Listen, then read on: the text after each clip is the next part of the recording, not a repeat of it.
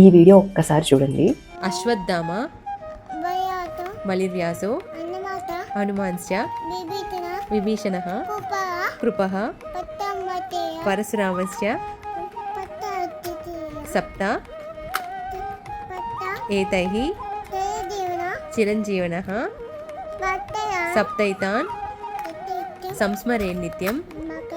తర్వాత మార్కండేయ మదాష్టమం దీవేద్వర్షశతం ప్రాజ్ఞ అపమృత్యు వివర్జితః. సూపర్ కనులు మాత్రం చాలా ఆనందంగా అనిపించింది అనమాట ఇది రికార్డ్ చేస్తున్నప్పుడు. ఎందుకంటే నేనేమి ఇది మా పాపకి ఈ శ్లోకం నేను నేర్పించాలి, ఖచ్చితంగా నేర్పించాలి అనే ఇదిలో అయితే నేను అస్సలు చేయలేదు. నేను ప్రతిరోజు పడుకునే ముందు ఏదో ఒక పాటలు పాడుతూ ఉంటాను అనమాట. అది సినిమా పాటలు కావచ్చు, దేవుడి పాటలు కావచ్చు, శ్లోకాలు కావచ్చు, ఏదైనా కానీ పాడుతూ పడుకుంటాను అనమాట. ఎందుకంటే కన్నమ్మ వింటూ నిద్రపోతుంది. అండ్ ఇంకోటి ఏంటంటే మా పాపకి ఏంటంటే ఒకటి కథ చెప్పాలి, కథ చెప్తే నిద్రపోద్ది, లేదా ఇలా పాటలు పాడితే వింటూ నిద్రపోద్ది. మాతో పాటు అది కూడా పాడిద్ది అనమాట. అది అలా ఇలా వింటూ నేర్చేసుకుంది. బట్ అదైతే నాకు తెలీదు.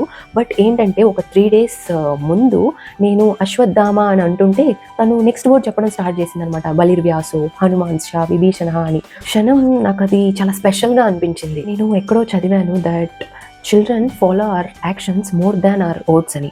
సో ఈ మాట నిజం అని చెప్పేసి నాకు ఈ రీసెంట్గా ఈ వీడియో రికార్డ్ చేసేటప్పుడు అర్థమైందనమాట.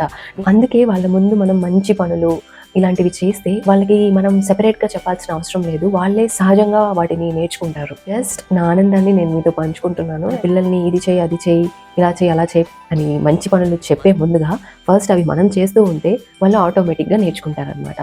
So thank you.